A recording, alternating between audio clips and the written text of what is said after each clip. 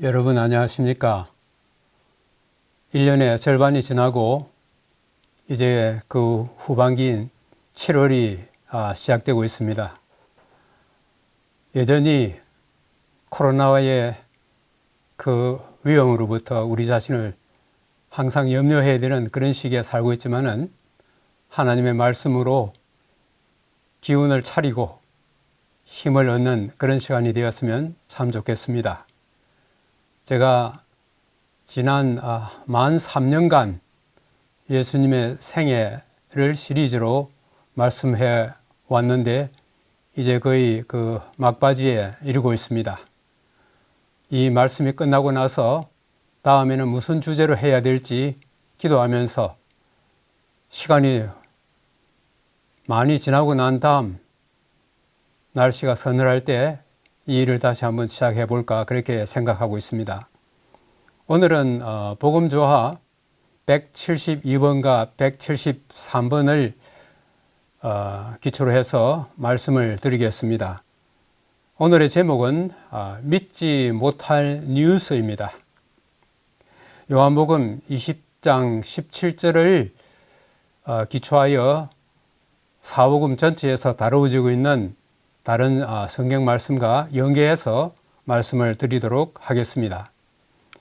오늘 요한복음 20장 17절에는 예수께서 이르시되 나를 붙들지 말라. 내가 아직 아버지께로 올라가지 아니하였노라.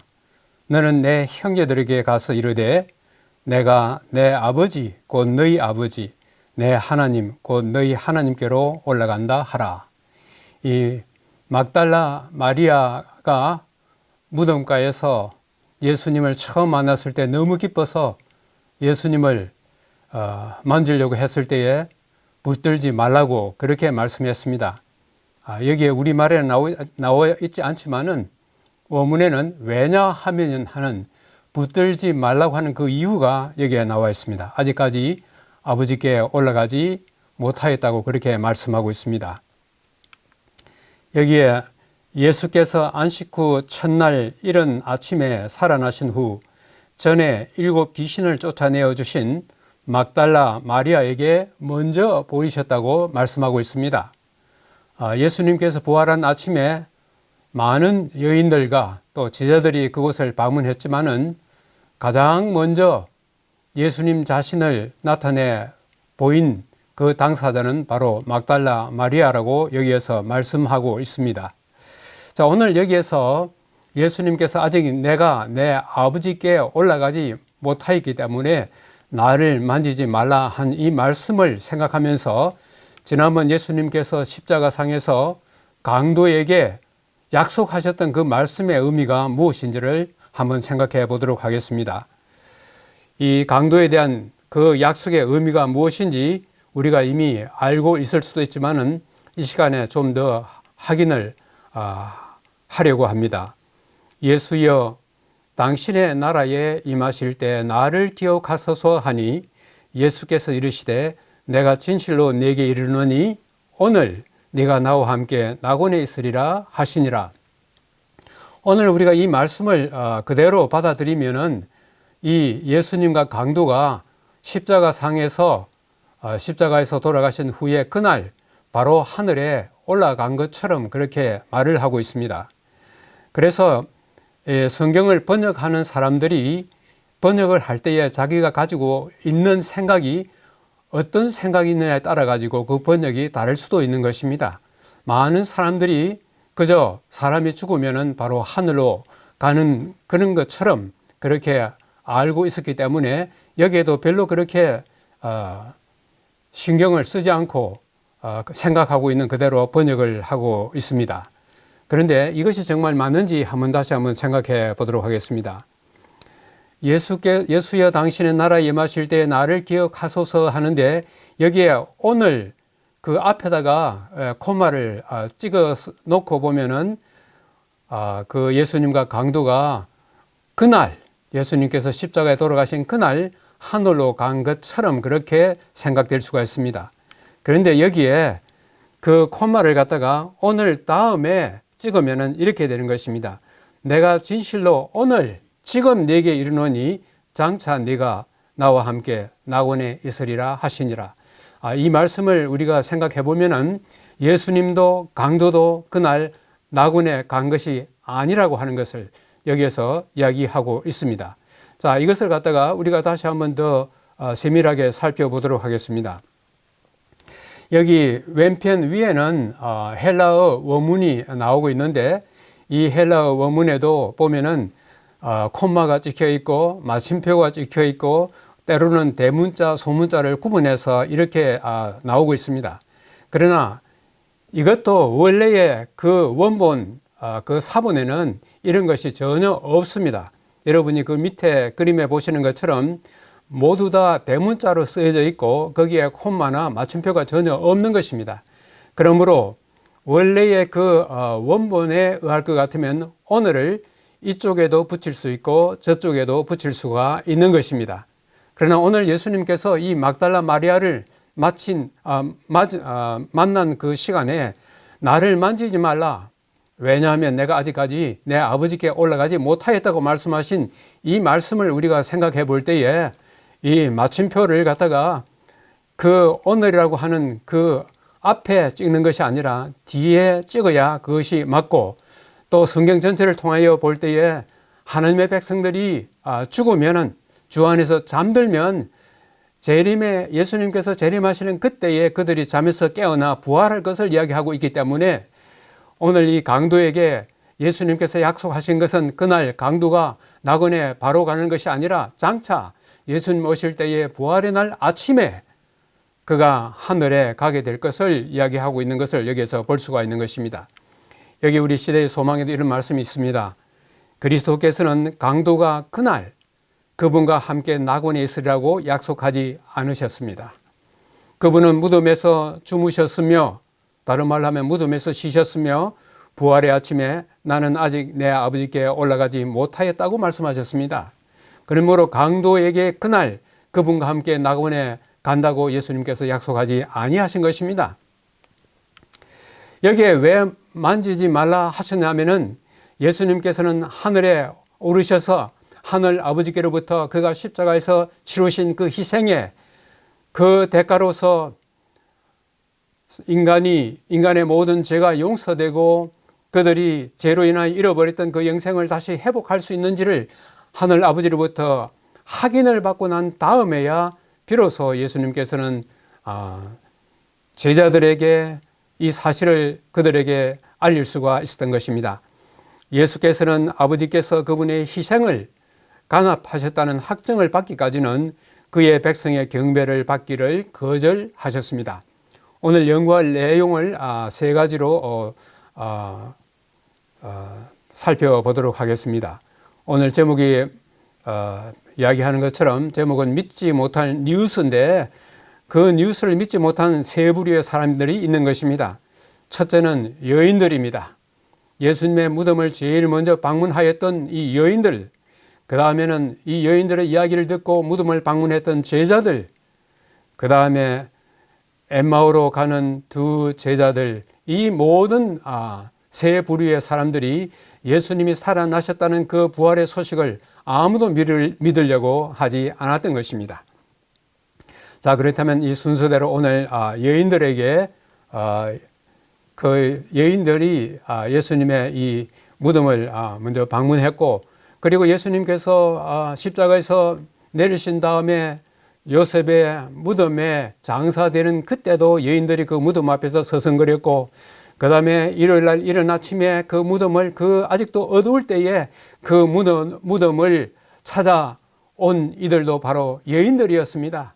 우리가 이 사복음을 살펴볼 때에 참으로 이 하나님의 백성들 가운데 여인들이 많은 것을 여기서 볼 수가 있는 것입니다. 오늘날 많은 교회들에도 신자들이 그 구성 요소가 여인들이 많은 것을 볼 때에 장차 하늘에 가면은 여인들이 남성들보다 훨씬 많을 것 같이 생각이 되는 것입니다. 오늘 여기에 일요일 날 이른 아침에 예수님의 예수님이 계시는 그 무덤을 방문했던 그 여인들을 한번 좀 살펴보도록 하겠습니다. 여기에 누가복음에 보면은 안식 후 첫날 새벽에 이 여자들이 그 예비한 향품을 가지고 무덤에 갔다고 이렇게 이야기하고 있습니다. 그 여자들이 누구인지는 여기서 말하고 있지 않습니다. 그런데 요한복음 20장에서는 뭐라고 이야기하고 있느냐 하면은 안식 후 첫날 이른 아침 아직 어두울 때에 막달라 마리아가 무덤에 와서 돌이 무덤에서 옮겨간 것을 보고, 여기 있는 이 말씀을 비춰보면은 이 무덤에 가장 먼저 방문한 여인은 바로 막달라 마리아인 것을 여기서 볼 수가 있는 것입니다. 그 다음에 마태복음 28장에는 안식일이 다하여 가고 안식 후 첫날이 되려는 새벽에, 이 말은 그 원문상에는 첫날의 새벽으로 되어 있습니다. 막달라 마리아와 다른 마리아가 무덤을 보러 왔다고 이렇게 이야기하고 있습니다. 그런데 여기 대해서 마가는 이렇게 이야기하고 있습니다.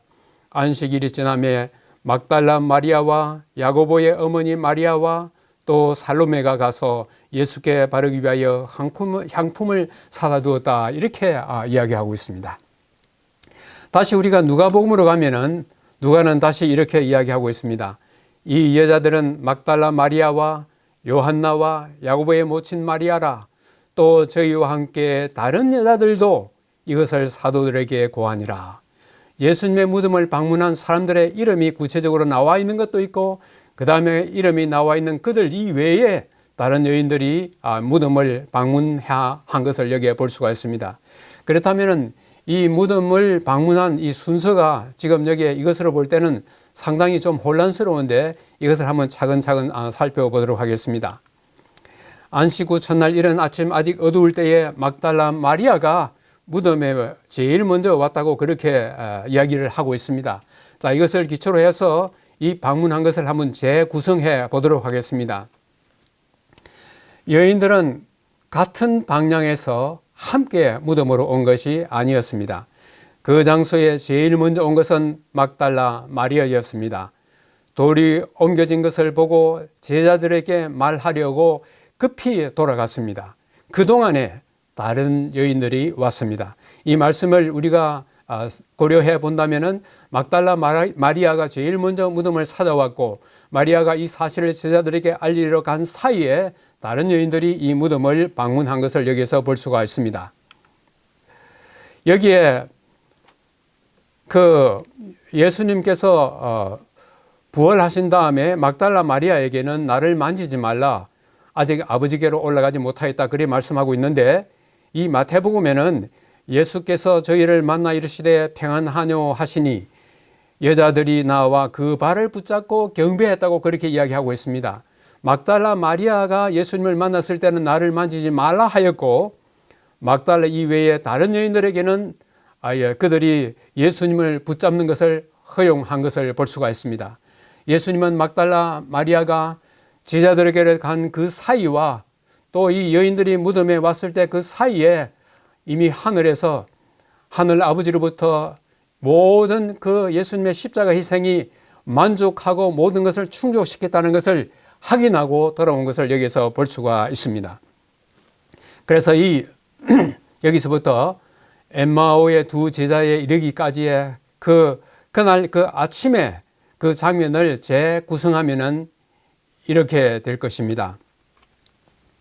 막달라 마리아가 제일 먼저 텅 빈 무덤을 방문했습니다. 그 다음에 다른 여인들이 그 무덤을 방문해서 천사들을 통해서 예수님의 부활 사실을 알았습니다. 그 다음에 이 막달라 마리아의 소식을 듣고 베드로와 요한이 무덤을 방문하고 그 부활을 확인하였습니다.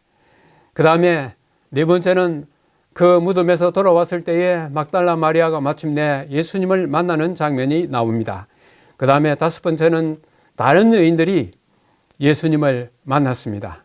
그 다음에 마지막으로는 엠마오로 가는 그 두 제자들이 예수님을 그 도상에서, 그리고 마침내 식사를 함께하는 그 자리에서 예수님을 만났습니다. 그래서 그날 아침 무덤을 방문한 그 사람들의 순서를 이와 같이 재구성할 수가 있습니다.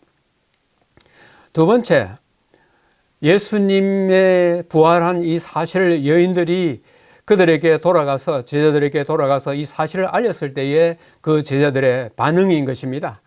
여기에 요한복음에는 이런 말씀이 있습니다.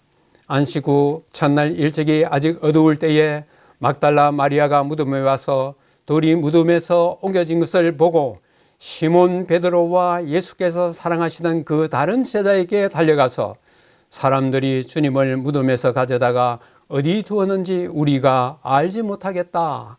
이 말씀을 비춰볼 때에 이 막달라 마리아도 그렇고 그 다음에 이 베드로와 사랑하시던 그 다른 제자는 바로 요한인 것입니다. 이 두 제자에게 막달라 마리아가 이야기하면서 마리아 자신이 예수님이 부활한 그 사실을 알지 못한 채 누군가가 예수님의 시신을 옮겨간 것으로 그렇게 이야기하고 있는 것을 여기에서 볼 수가 있습니다. 그런데 우리는 여기에서 예수님의 부활하신 증거가 많이 있지만은 오늘 이 이야기 가운데서 예수님이 부활하신 증거를 한 두 가지로 한번 살펴보도록 하겠습니다. 이 베드로와 요한이 예수님의 빈 무덤을 방문했을 때에 그 빈 무덤에 그들이 들어가서 보았을 때에 거기에 그들은 이상한 장면을 목격하게 되었습니다. 그것은 바로 무언가 하니 한켠에 예수님의 시신을 쌌던 그 수건들이 아주 가지런히 깨켜 있는 것을 보한 것입니다. 만약에 군인들이 나중에 가서 거짓말을 하기도 했지만은 다른 사람들이 예수님의 시신을 만약에 훔쳐갔다고 만약 그렇게 한 그 일이 만약 맞다고 한다면은 그들은 예수님의 시신을 갖다가 풀 여가도 없었을 것이고 서로 풀었다 할지라도 그것을 갖다가 가지런히 캐켜 놓을 시간적 여유도 없을 것입니다. 그런데 그 시신을 감았던 그 수건들이 가지런히 깨켜 있었다고 하는 사실은 바로 예수님의 부활 사실을 증거하는 하나의 사실이 될 것입니다. 수건을 깨켜서 제자리에 둔 것은 구주의 손이었습니다. 별들과 원자들을 이끄시는 그분에게 중요하지 않은 것은 아무것도 없었습니다.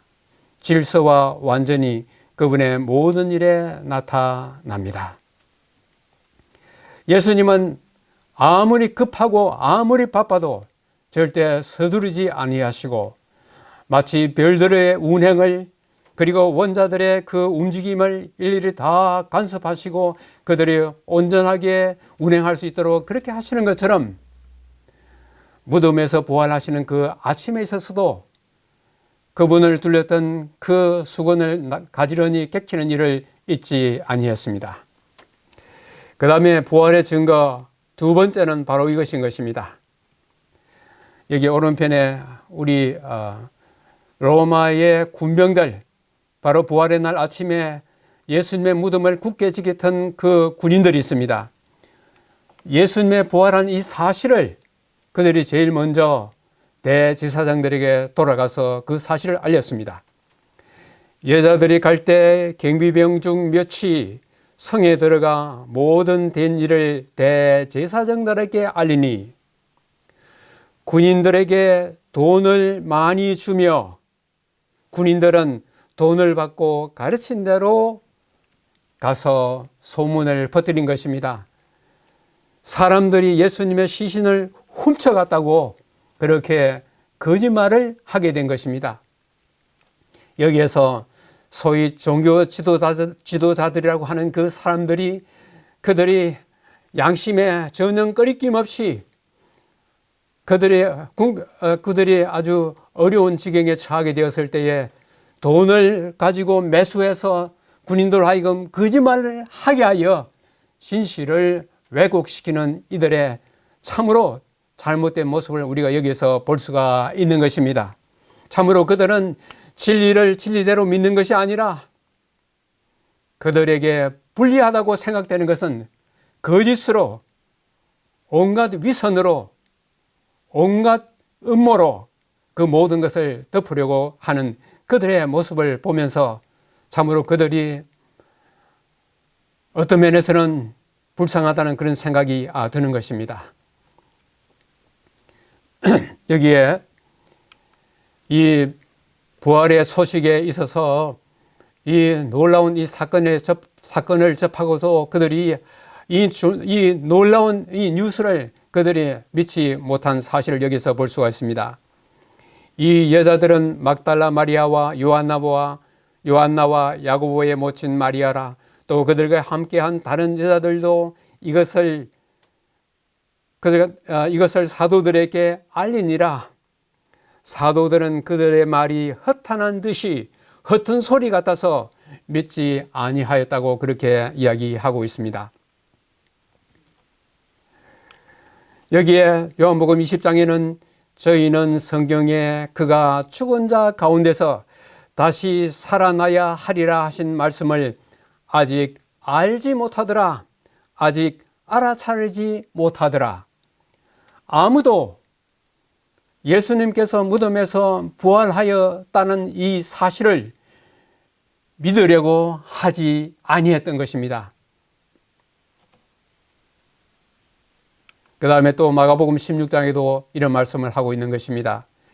그들은 예수께서 살아나셨다는 것과 마리아에게 보이셨다는 것을 듣고도 믿지 아니하니라. 이 놀라운 사실을 갖다가 정말 그 소식을 들었을 때 얼마나 기뻤을 것 같습니까?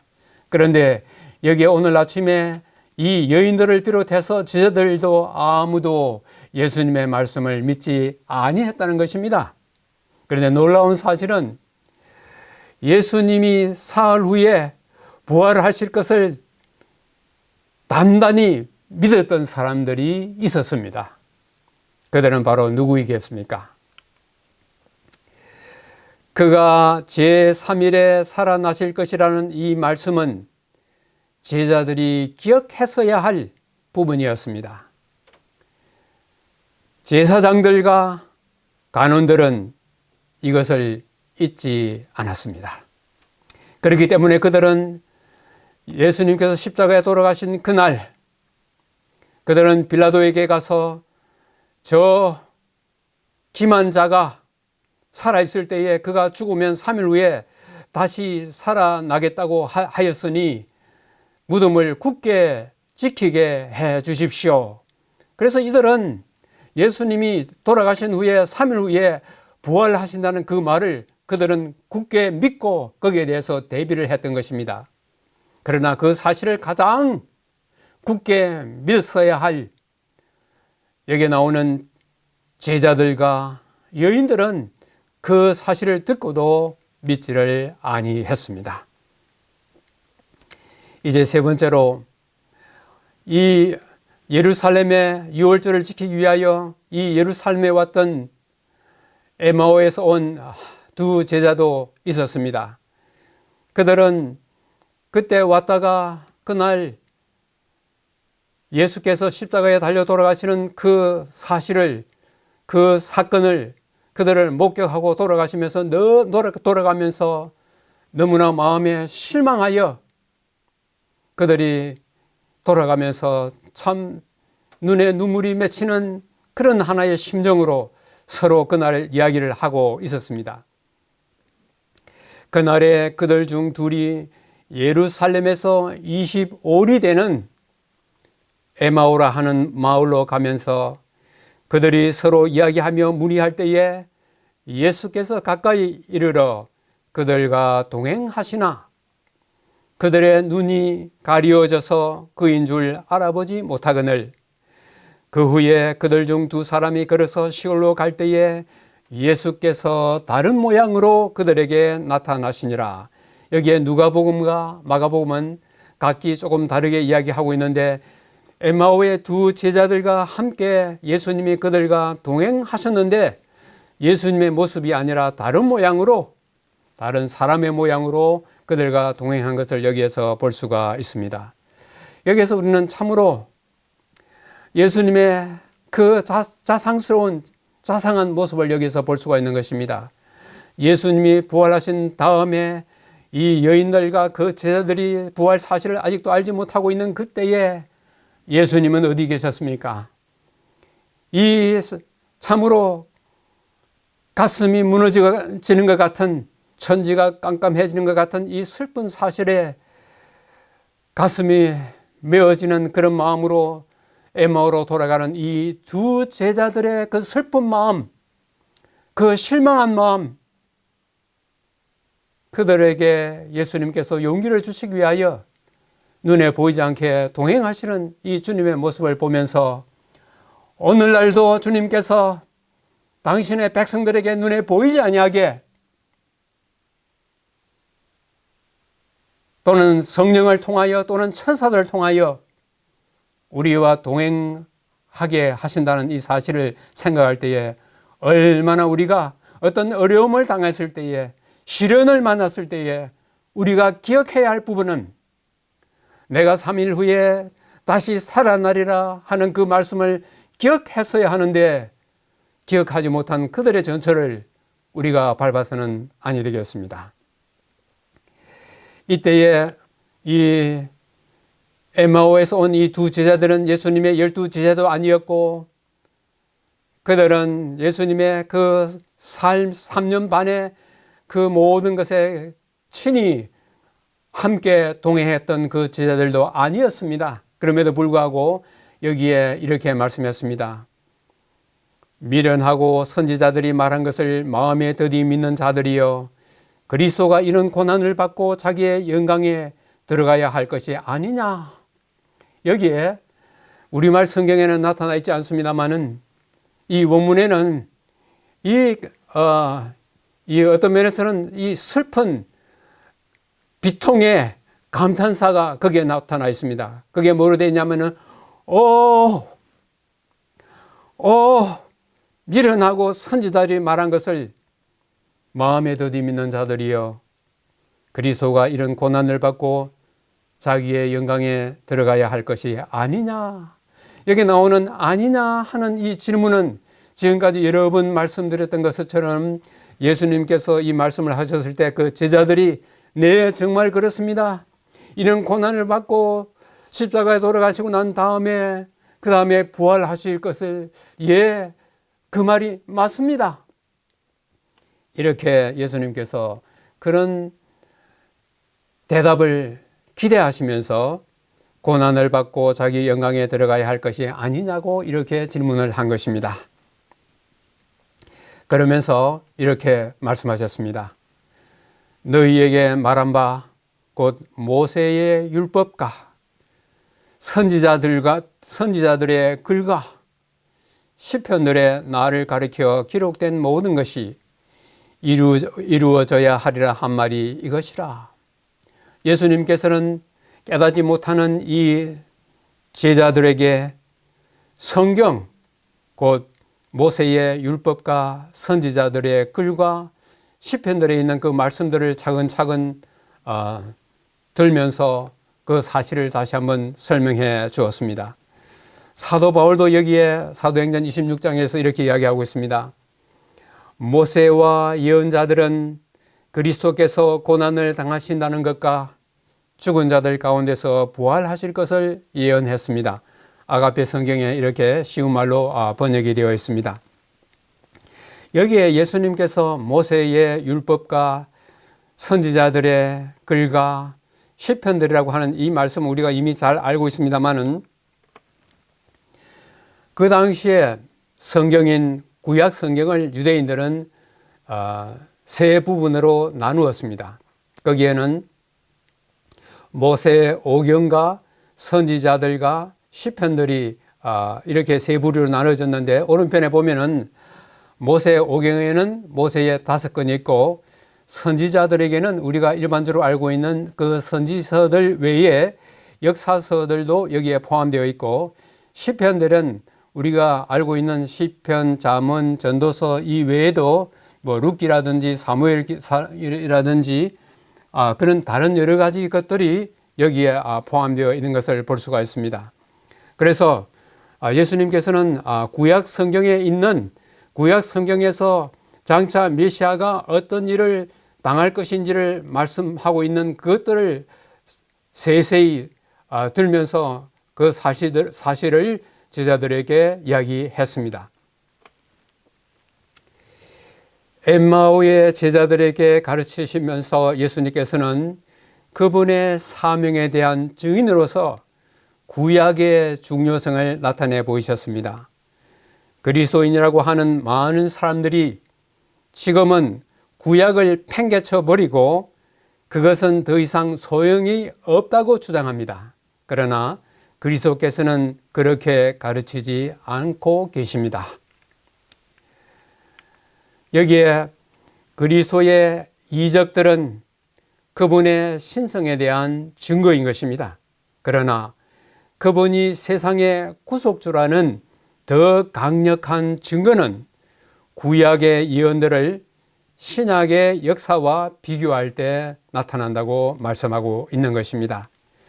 그러므로 오늘날 우리는 성경 전체를 보지 아니하고 구약은 이미 십자가에서 마치 폐기된 것처럼 구약은 유대인의 전유물인 것처럼 그렇게 생각하지만은 오늘 이 시간 예수님께서는 자기 자신이 메시아인 것을 구약 성경을 통하여서 증거하시면서 구약이 얼마나 중요한 것인가 하는 것을 다시 우리에게 한번 확인시켜 주고 있는 것입니다. 오늘 이 시간에 우리는 예수님께서 부활하신 그 아침에 그 무덤을 방문했던 막달라 마리아의 이야기와 또 다른 여인들의 이야기와 또 그 소식을 들은 제자들의 이야기와 또 엠마오로 가는 그 두 제자에게 나타나셔서 예수님께서 자신이 어떻게 메시아로서 이 땅에 오셨으며 십자가에서 달려 돌아가셨을 뿐만 아니라 3일 후에 다시 부활하실 것을 구약을 통해 말씀하시면서 오늘의 이야기를 끝마치고 있는 것입니다. 그러나 오늘 우리 여기서 또 한 가지 끝으로 예수님께서는 부활하신 다음에 이 제자들이 예수님께서 부활하셨다는 이 소식을 들었을 때에 긴가민가 했지만은 정말 부활하신 예수님을 얼마나 만나고 싶었겠습니까? 그들은 지금 모두 다 이 예루살렘에 있는 것입니다. 그런데 예수님께서 부활하신 후에 그들을 만나시기를 원하는 그 장소는 예루살렘이 아니라 다른 곳이었습니다. 마태복음 28장 7절과 10절에 이런 말씀이 있습니다. 천사가 그가 죽은 자 가운데서 살아나셨고 너희보다 먼저 갈릴리로 가시나니 거기서 너희가 배우리라. 천사가 그 무덤을 방문한 여인들에게 예수님께서 너희들보다 먼저 갈릴리로 가셔서 거기서 너희를 만날 것이라고 그렇게 말씀하신 것입니다. 그 다음에 이 예수님이 직접 예수께서 이르시되 무서워하지 말라. 이 막달라 마리아에게 말씀하시는 것입니다. 가서 내 형제들에게 갈릴리로 가라 하라. 거기서 나를 보리라. 여기 예수님께서 이게 갈릴리에서 만날 것을 이 마가복음에서는 이렇게 이야기하고 있습니다. 가서 그의 제자들과 베드로에게 이르기를 예수께서 너희보다 먼저 갈릴리로 가시나니 전에 너희에게 말씀하신 대로 너희가 거기서 배우리라. 그 말씀이 어디 나오냐면 하면은 마가복음 14장에 나오는 것입니다. 예수님께서 그러나 내가 살아난 후에 너희보다 먼저 갈릴리로 가리라. 예수님께서는 하고 많은 장소 가운데서 부활하신 다음에 그 자신의 모습을 사랑하는 제자들에게 또 그분을 따르는 그의 당신의 백성들에게 그 만나고자 하는 그 장소를 갈릴리로 정하신 것. 예루살렘을 정하실 수도 있었는데 거기는 거리도 가까운데 왜 하필이면 갈릴리로 말씀하시면서 거기서 만나시기를 원하셨는가 하는 것입니다. 아마 그곳에 예수님의 고향이 계시는 것뿐만 아니라 그 장소는 예수님의 3년 반의 생애 가운데서 33년 반의 생애 가운데 거의 대부분의 시간들을 보내는 그 갈릴리, 특별히 갈릴리 호수 주변의 그 모든 것을 생각하시면서 그곳에서 이 사랑하는 제자들과 사랑하는 당신의 백성들을 만나고자 그렇게 하신 것이 아닌가 하는 그런 생각이 드는 것입니다. 저는 오늘 이 말씀을 마쳐가면서 이 오늘 그 처음에 기본 말씀으로 택하였던 요한복음 20장에 있는 막달라 마리아에게 예수님께서 하시던 그 말씀을 다시 한번 생각하게 되는 것입니다. 내가 아직 내 아버지께로 올라가지 못하였다. 너는 가서 그 다음에 내 제자들에게 말씀하지 않으시고 가서 내 형제들에게 이렇게 말씀하고 있습니다. 예수님께서 당신의 사랑하시는 제자들과 당신의 사랑하시는 백성들을 내 형제들이라고 그렇게 말씀하시면서 하늘 아버지께로 올라가신다고 하셨을 때에 그 하나님을 이렇게 소개했습니다. 내가 내 하나님 곧 너희 하나님, 내 아버지 곧 너희 아버지께로 올라간다. 하늘에 계시는 하나님은 지금까지는 우리와는 멀리 떨어져 계시는 참으로 우리가 가까이 할 수 없는 그런 분으로 생각하였습니다. 그러나 오늘 아침 예수님께서는 바로 그 하나님은 예수님께서 그 하나님과 예수님 사이의 그 관계를 그 하나님과 우리와의 관계라고 하는 것을 여기에 말씀하시면서 내 하나님, 너희 하나님, 내 아버지, 너희 아버지께로 간다고 그렇게 말씀하셨습니다. 얼마나 감사한 말씀입니까? 얼마나 고마운 말씀입니까? 부활의 날 이 아침에 제자들과 그 여인들은 그 놀라운 예수님의 부활 소식을 듣고도 그들은 믿지 못하였습니다. 정말 너무 기뻐서 믿지 못했는지, 정말 이런 일은 일어날 수 없다고 해서 믿지 못했는지는 모르겠지만 그들은 믿지 못했습니다. 오늘날 우리들은 어떻습니까? 우리들은 이제는 예수님이 부활하신 그 사실에 대해서는 조금도 우리는 의심하지 않고 철저하게 확실하게 그 사실을 믿고 있습니다. 그러나 오늘날 현재 우리의 믿음은 어디에 있는가 한번 생각해 보게 됩니다. 예수님께서 십자가에 돌아가신 다음에 우리의 믿음은 어디에 있는가 하는 것입니다. 예수님께서는 십자가에 돌아가셔서 하늘로 올라가셨을 뿐만 아니라 지금 이 순간에는 하늘 지성소에 계시면서 우리를 새 예루살렘으로 데려가시기 위한 그 직전의 사건으로 하늘 지성소에서 우리를 위하여 중보하고 계시는 것입니다.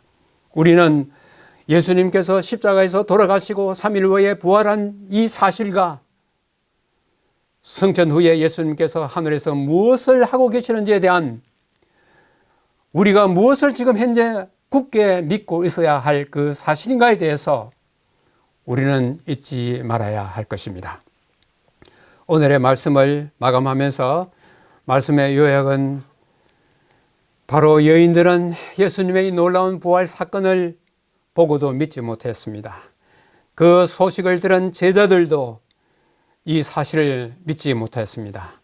엠마오로 가는 두 제자들도 이 사실을 믿지 못했습니다.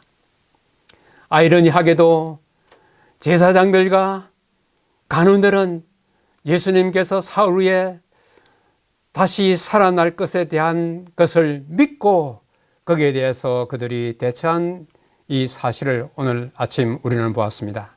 이것을 생각하면서 두 가지 질문을 던지겠습니다. 첫째, 부활의 말씀을 듣고 대제사장들과 제자들과의 차이에서 우리는 무엇을 배울 수 있는가? 한번 생각해보는 이 시간이 되었으면 좋겠습니다. 두 번째는 나의 하나님 곧 너희 하나님, 나의 아버지 곧 너희 아버지가 던지는 이 교훈이 오늘날 우리들에게 무엇을 가져다 주는지 한번 생각하는 그런 시간이 되었으면 좋겠습니다. 마지막으로 오늘의 이 말씀을 끝내면서 또 짧은 글을 한번 지어 보았습니다. 제목은 믿지 못할 뉴스입니다. 보았네, 죽은 자를 살리시는 일을. 들었네, 그가 다시 살아나신다는 것을. 몰랐네, 정말 그러실 것이라는 것을.